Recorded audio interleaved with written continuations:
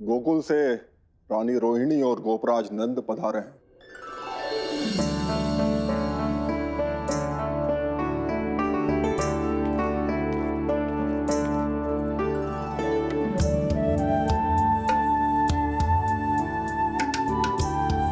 स्वामी,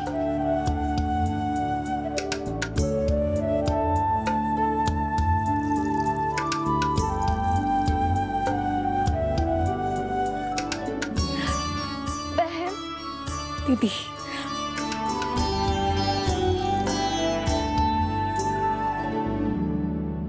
भाई नंद, जो आप हमारे लिए कर रहे हैं उसके लिए धन्यवाद शब्द बहुत छोटा है। मैं अपने भाग्य को स्वीकार कर चुका हूं। यदि यही श्री नारायण की इच्छा है तो यही सही।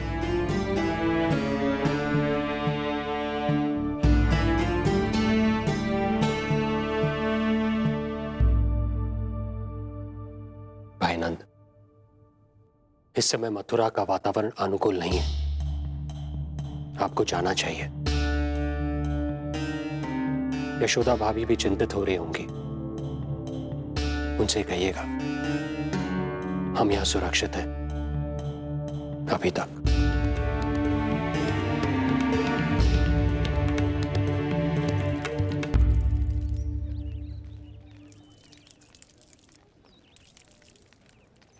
वसुदेव भैया का भाग्य पर भरोसा देख वे अपनी संतानों को कंस को अवश्य सौंपेंगे। ईश्वर, इतना कठोर वचन, जब इसे निभाने का कठिन समय आएगा तो कैसा अनुभव करेंगे वे? उनका हृदय तो चकनाचूर हो जाएगा।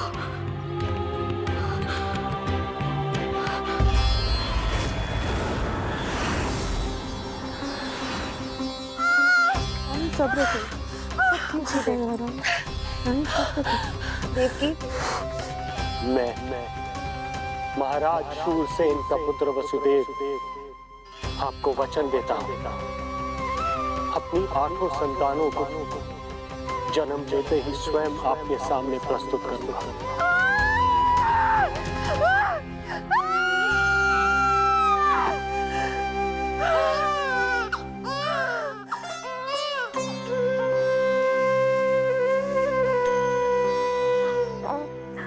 बधाई हो स्वामी, आपको पुत्र रत्न प्राप्त हुआ है।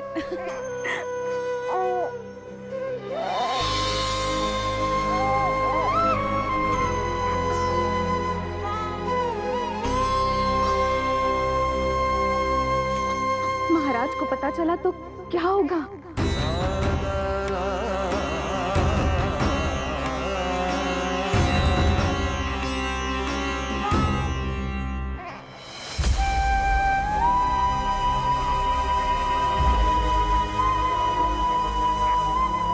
अपने पुत्र को इन हाथों में थामना।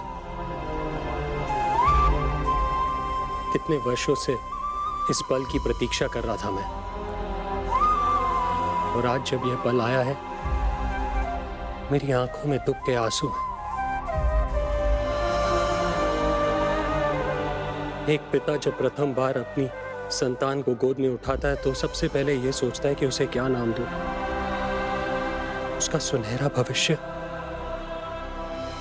कैसे सुनिश्चित करे।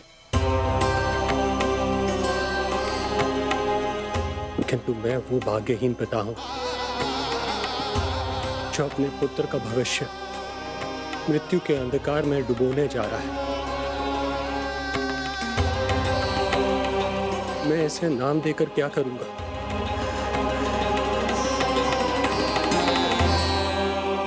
क्या आपके वचन का महत्व आपके पुत्र के प्राणों से अधिक है स्वामी?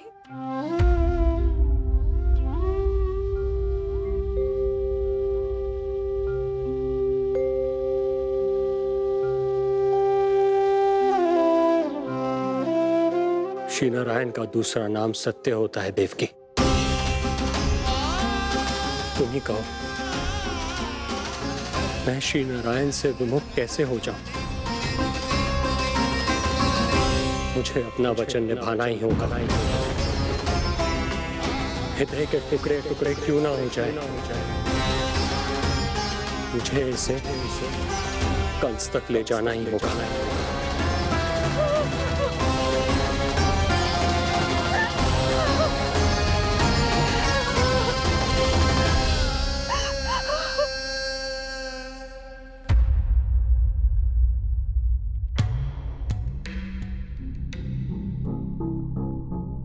वाह,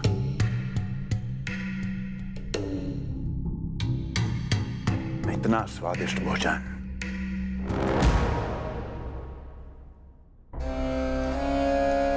किसी विशेष इच्छा की पूर्ति के लिए मुझे सम्मोहित तो नहीं करना चाहती?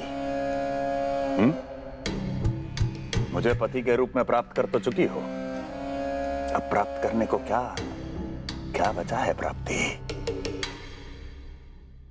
मैं प्राप्ति नहीं, अस्थि हूँ स्वामी।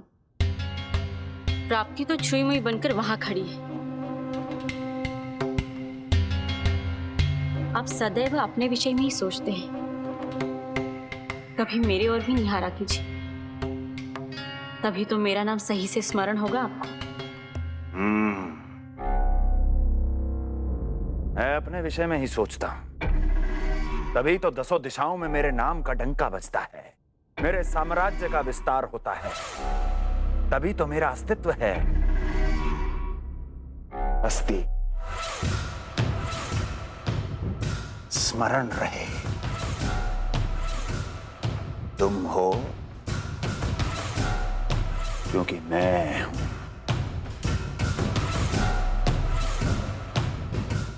वन में यदि सिंह न हो तो उसके आश्रिति पर गीदड़ भी आक्रमण कर देते हैं। सिंह कभी अपने शत्रु को एक क्षण भी जीवित नहीं छोड़ता महाराज। आपने तो छोड़ दिया देवकी को। सिंह नहीं, आप वो गाय हैं जो अपनी कसाई से अथाह प्रेम करती है।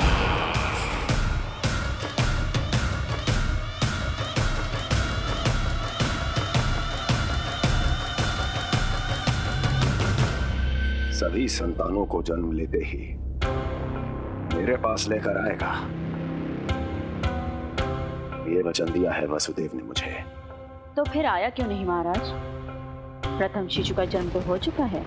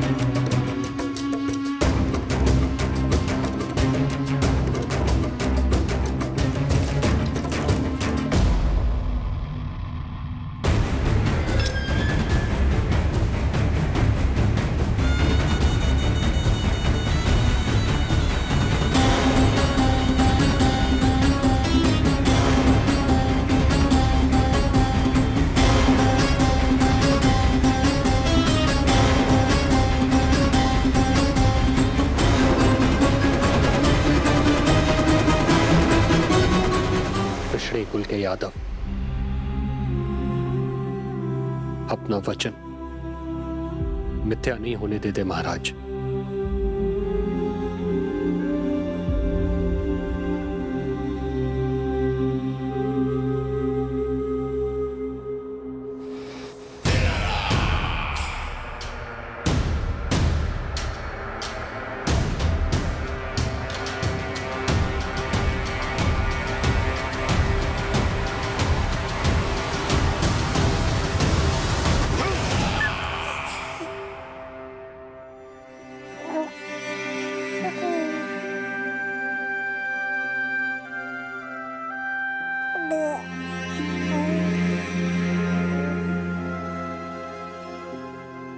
ये देवकी का पुत्र है, मेरी बहन जो मुझे प्रिय हुआ करती थी, उसका प्रथम पुत्र है ये। मेरा प्रथम भांजा।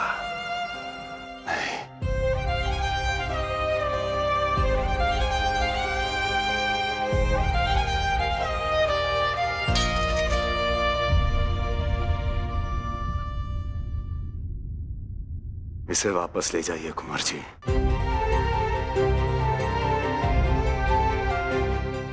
देवकी की प्रथम संतान से मुझे कोई संकट नहीं।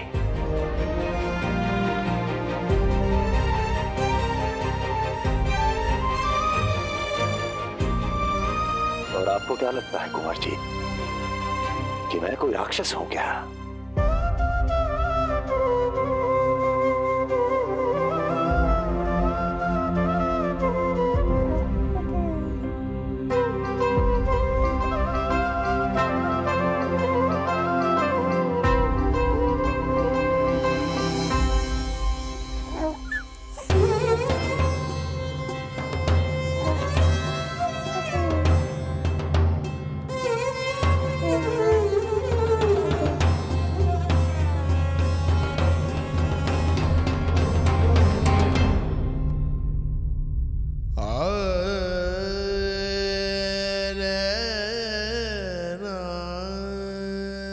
तो उसे अपनी गोद पे भी नहीं उठा पाई थी दीदी।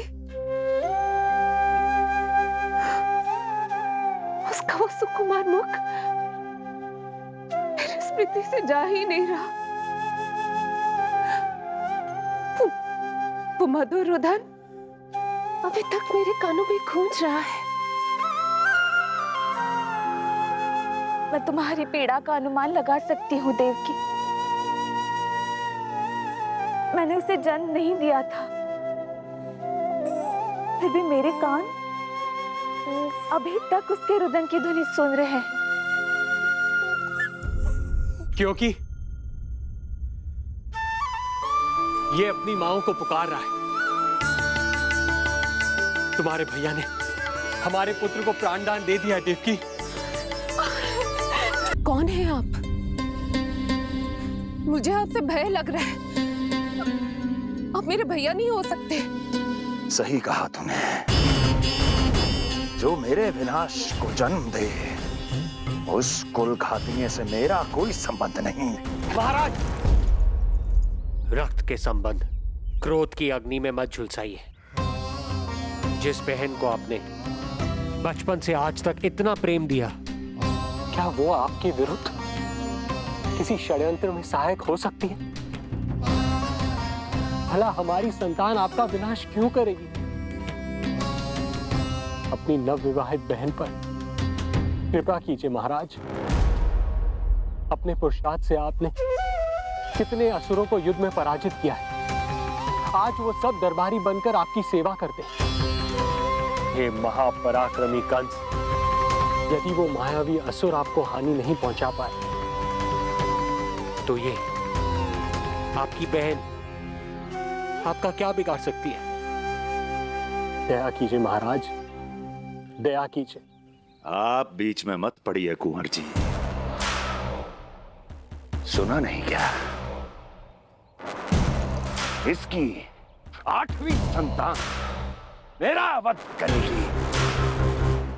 जब मां ही नहीं बचेगी तो 8वीं संतान के जन्म का तो प्रश्न ही नहीं उठता। यदि ऐसा है तो आप मुझे मार दीजिए। जब मैं ही जीवित नहीं रहूंगा तो देवकी की संतान होने की संभावना ही समाप्त हो जाएगी। अपने बहनोई की हत्या का पाप मैं नहीं कर सकता। और बहन की हत्या का पाप कर सकते हैं? जिसे जीवन भर प्रेम दिया है उसके प्राण लेने का अधिकार है मुझे। प्रिय भैया, यदि आपको इस विषय में इतना संदेह है तो आप हमारी 8वीं संतान के प्राण ले लीजिएगा। बल्कि 8वीं संतान ही क्यों, उसका जन्म होने तक हमारी सभी संतानों का वध आप स्वयं अपने हाथों से कर लीजिए। स्वामी! हे मथुराधिपति, मेरी पत्नी को प्राण दान दे दीजिए। मैं महाराज शूरसेन का पुत्र वसुदेव आपको वचन देता हूं अपनी 8 संतानों को जन्म लेते ही स्वयं आपके सामने प्रस्तुत करूंगा। अपनी 8 संतानों को जन्म लेते ही स्वयं आपके सामने प्रस्तुत करूंगा।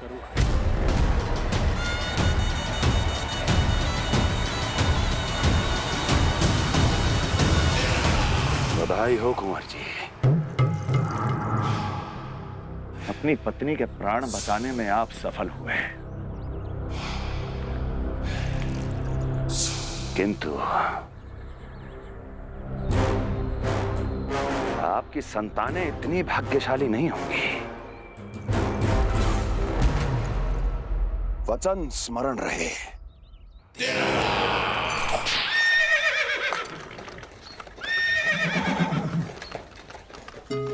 इस तरह रक्त की प्यासी कंस की तलवार की छाया में देवकी और वसुदेव का वैवाहिक जीवन प्रारंभ हुआ। जब कंस की निर्ममता और वसुदेव के वचन का ये दुखद समाचार गोकुल पहुंचा तो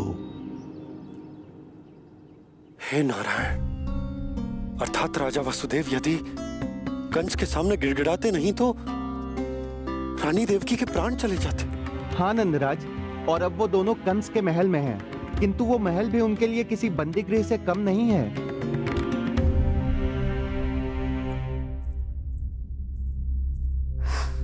एक भाई अपनी बहन के साथ ऐसा करने की सोच भी कैसे सकता है? मेरा बस चले तो उस दुष्ट कंस को मटके में डाल के इसे घोंट के रख दूं, जैसे मलाई घोट के माखन निकाला जाता है।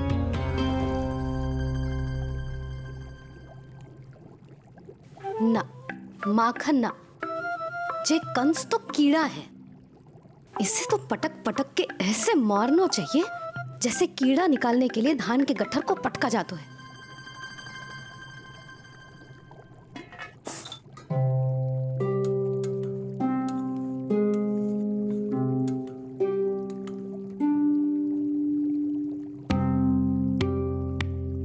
किंतु जब रोहिणी जिज्जी को पता चलेगा तो वो तो अपने आप को ही दोष देंगे, क्योंकि बालक ना होने के कारण उन्होंने ही वसुदेव जी को राजकुमारी देवकी के साथ दूसरा विवाह करने पर विवश किया था।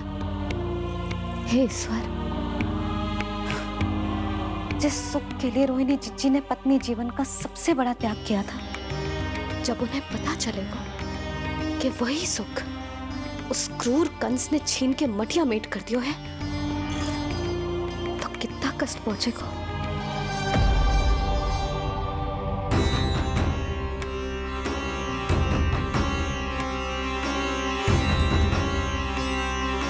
रोहिणी जीजी,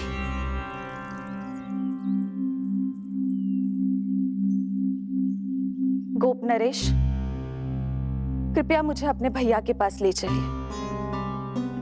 संकट के समय मुझे उनके साथ होना चाहिए। किंतु भाभी, पता चलो है वसुदेव भैया और देवकी भाभी कंस के महल में कड़े पहरे में रखे गए। पति पत्नी एक दूसरे का संबल होते हैं। कंस का पहरा कितना भी कष्टदायक क्यों ना हो, इस समय उन्हें और बहन देवकी को मेरी आवश्यकता है।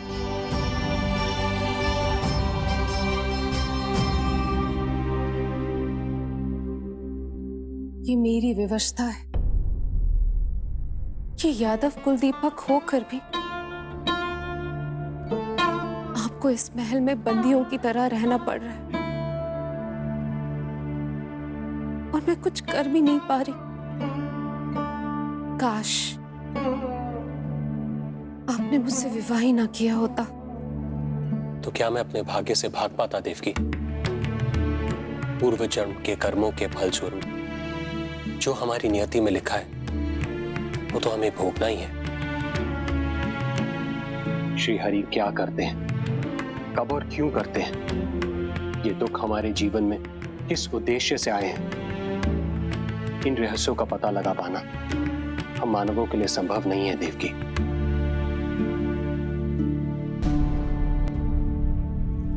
तो फिर चलिए यहां से भाग चलते हैं, कहीं ऐसे स्थान पर जहां भैया की छाया भी हम पर ना पड़ सके।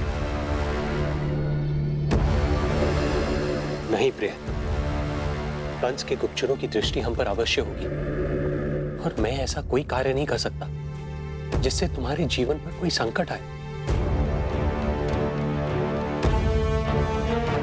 और मैंने उन्हें अपनी सभी संतानों को सौंपने का वचन भी दिया है। अपना वचन मेरे लिए प्राणों से भी अधिक महत्वपूर्ण है देवकी।